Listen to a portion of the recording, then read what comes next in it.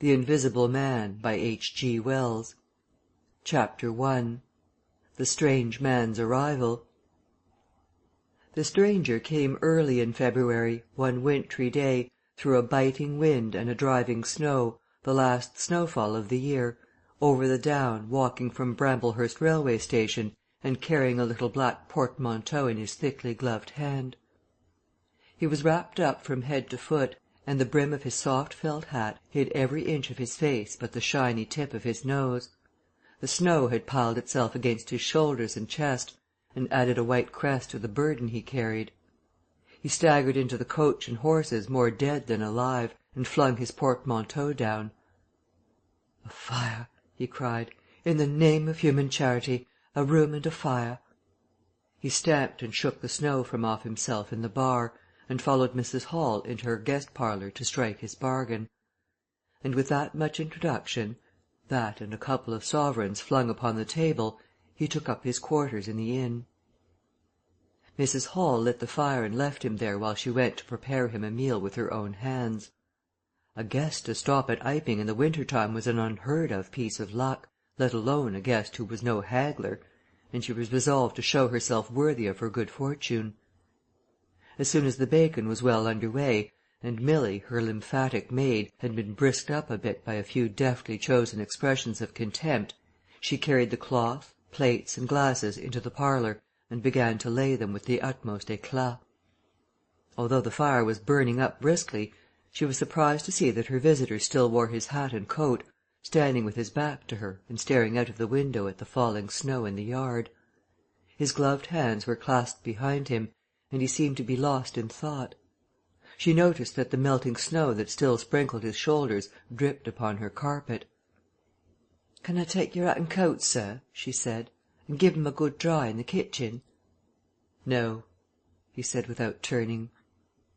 She was not sure she had heard him, and was about to repeat her question. He turned his head and looked at her over his shoulder.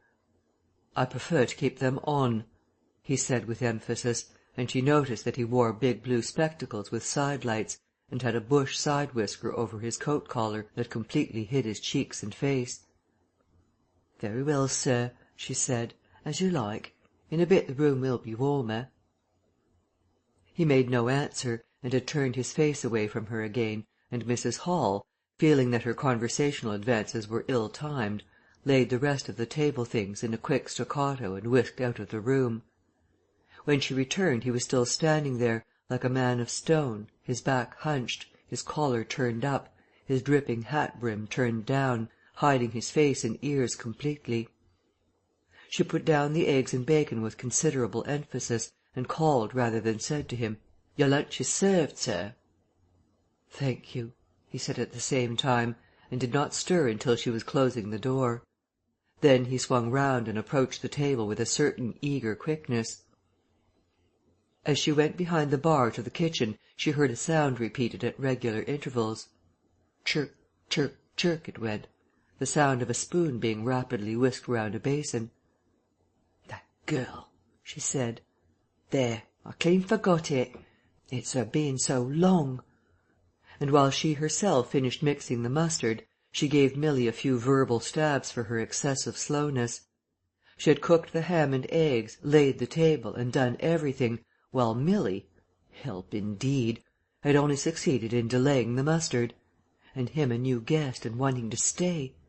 Then she filled the mustard pot, and putting it with a certain stateliness upon a gold and black tea tray, carried it into the parlour. She rapped and entered promptly. As she did so her visitor moved quickly, so that she got but a glimpse of a white object disappearing behind the table. It would seem he was picking something from the floor. She rapped down the mustard pot on the table, and then she noticed the overcoat and hat had been taken off and put over a chair in front of the fire, and a pair of wet boots threatened rust to her steel fender. She went to these things resolutely. "I suppose I may have them to dry now," she said in a voice that brooked no denial. "Leave the hat," said her visitor in a muffled voice, and turning she saw he had raised his head and was sitting and looking at her. For a moment she stood gaping at him, too surprised to speak. He held a white cloth, it was a serviette he had brought with him, over the lower part of his face, so that his mouth and jaws were completely hidden, and that was the reason of his muffled voice. But it was not that which startled Mrs. Hall.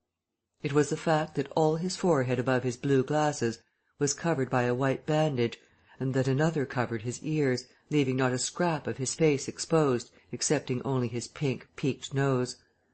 It was bright, pink and shiny, just as it had been at first. He wore a dark brown velvet jacket with a high, black, linen-lined collar turned up about his neck. The thick black hair, escaping as it could below and between the cross bandages, projected in curious tails and horns, giving him the strangest appearance conceivable. This muffled and bandaged head was so unlike what she had anticipated that for a moment she was rigid. He did not remove the serviette, but remained holding it, as she saw now, with a brown gloved hand, and regarding her with his inscrutable blue glasses. "Leave the hat," he said, speaking very distinctly through the white cloth. Her nerves began to recover from the shock they had received.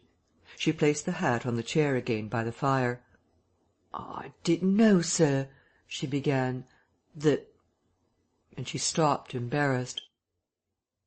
"Thank you," he said drily, glancing from her to the door and then at her again.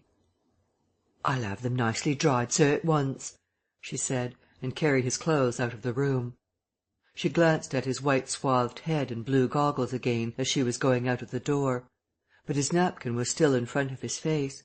She shivered a little as she closed the door behind her, and her face was eloquent of her surprise and perplexity.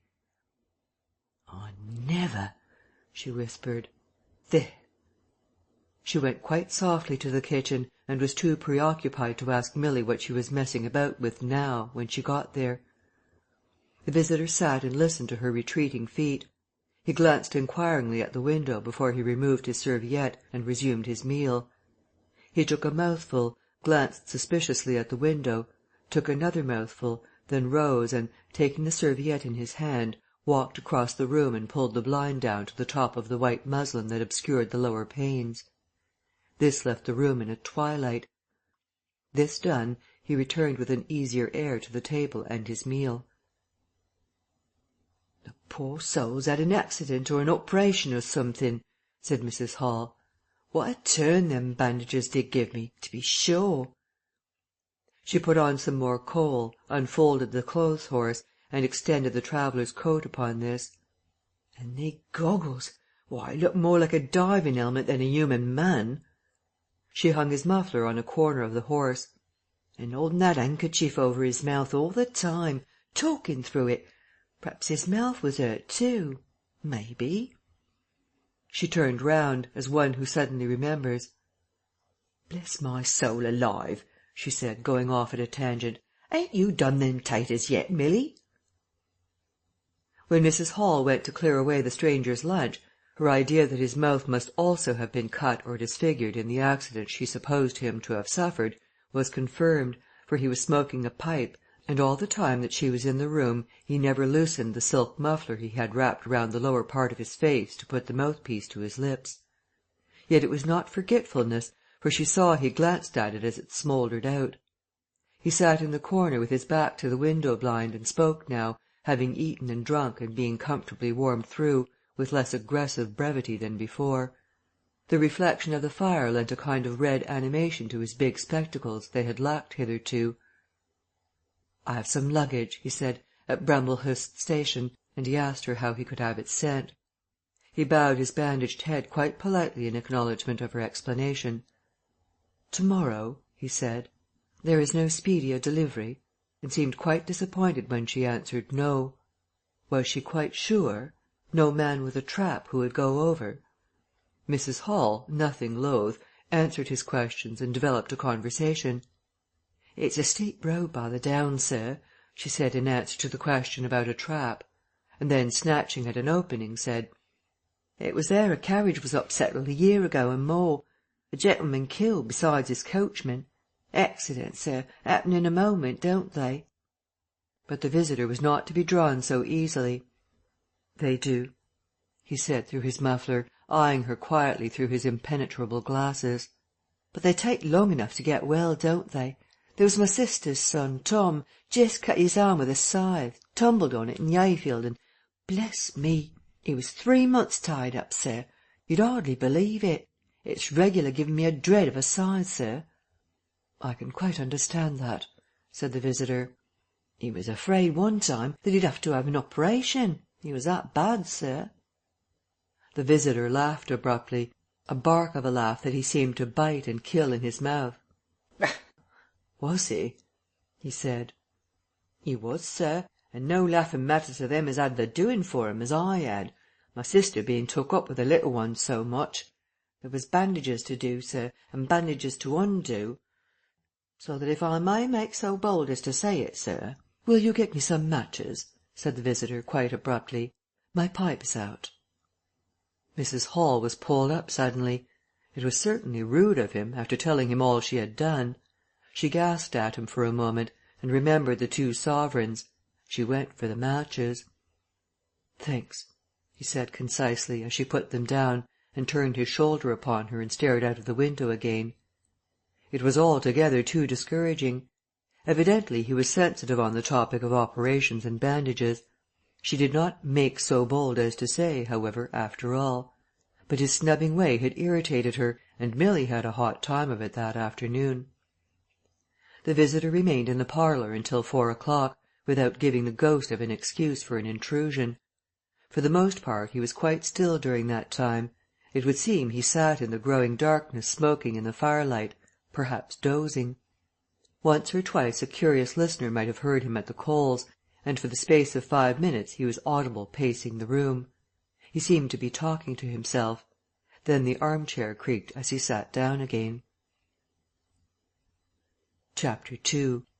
Mr. Teddy Henfrey's First Impressions.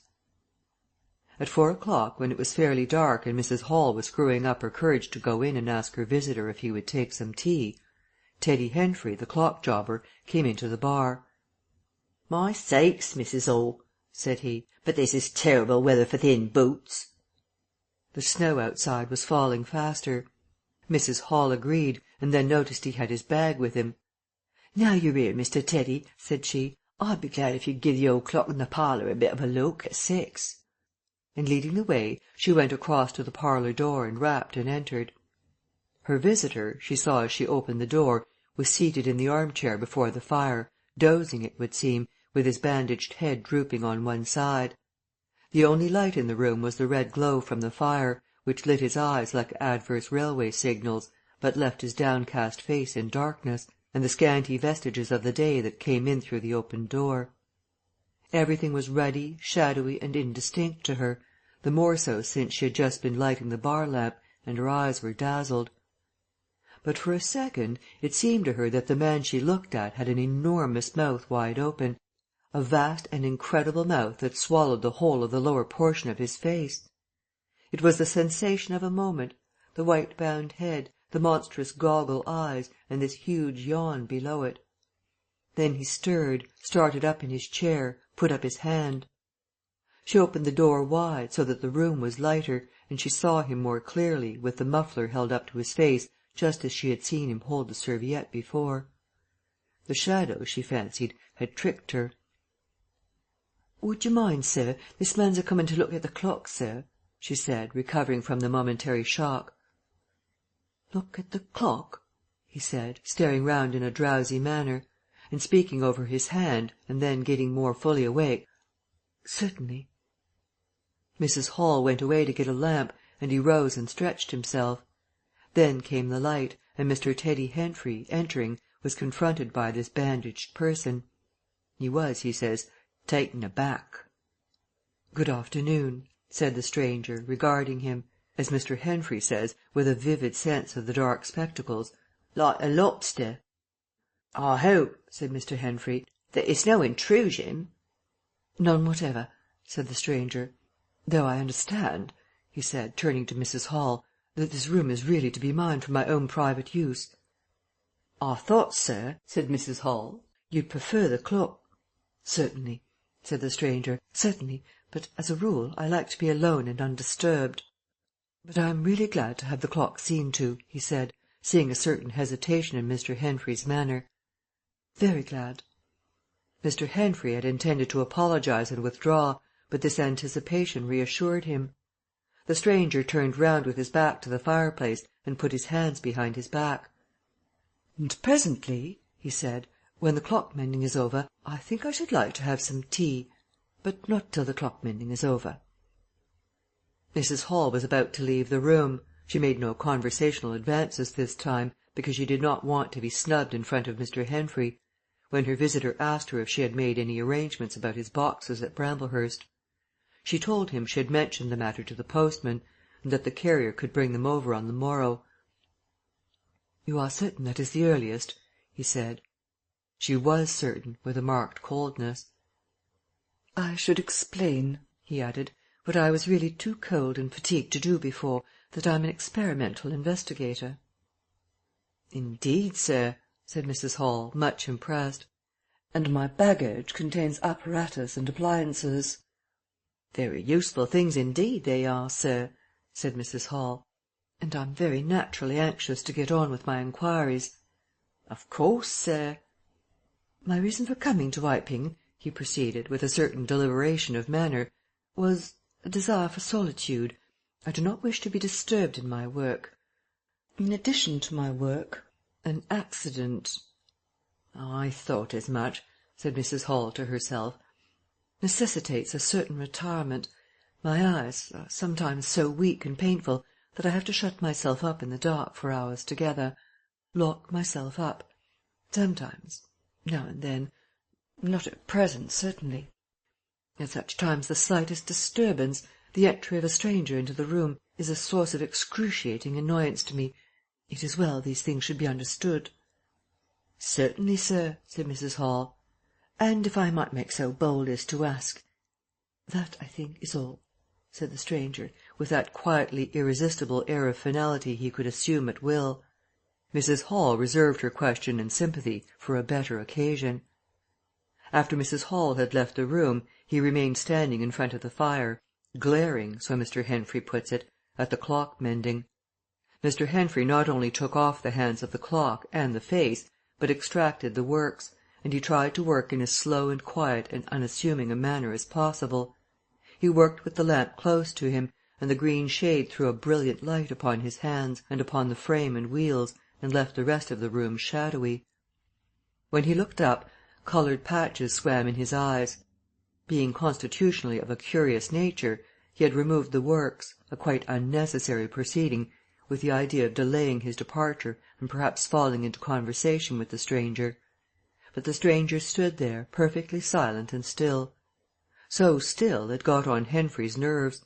He felt alone in the room and looked up, and there, grey and dim, was the bandaged head and huge blue lenses staring fixedly, with a mist of green spots drifting in front of them. It was so uncanny to Henfrey that for a minute they remained staring blankly at one another.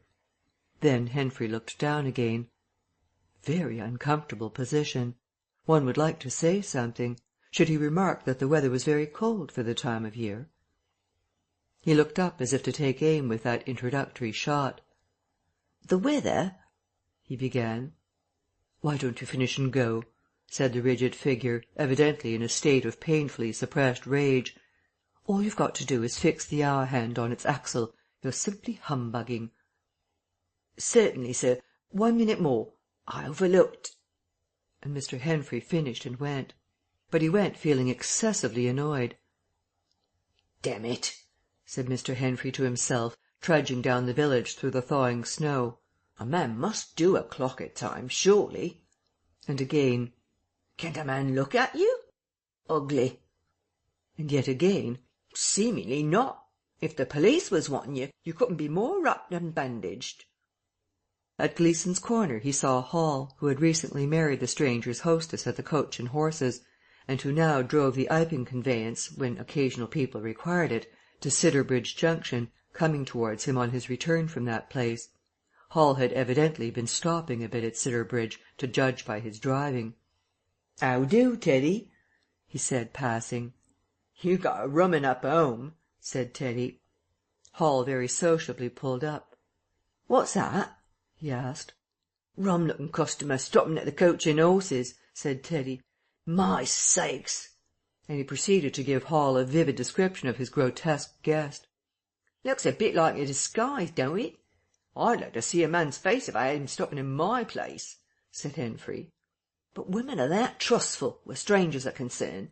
He's took your rooms and you ain't even given a name or—" "You don't say so," said Hall, who was a man of sluggish apprehension. "Yes," said Teddy, "by the week. Whatever he is, you can't get rid of him under the week, and he's got a lot of luggage coming to-morrow, so he says.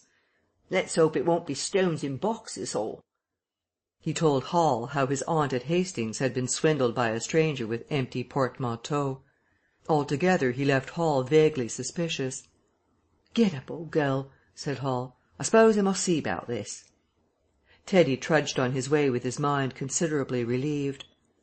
Instead of "seeing about it," however, Hall on his return was severely rated by his wife on the length of time he had spent in Sidderbridge, and his mild inquiries were answered snappishly and in a manner not to the point. But the seed of suspicion Teddy had sown germinated in the mind of Mr. Hall in spite of these discouragements.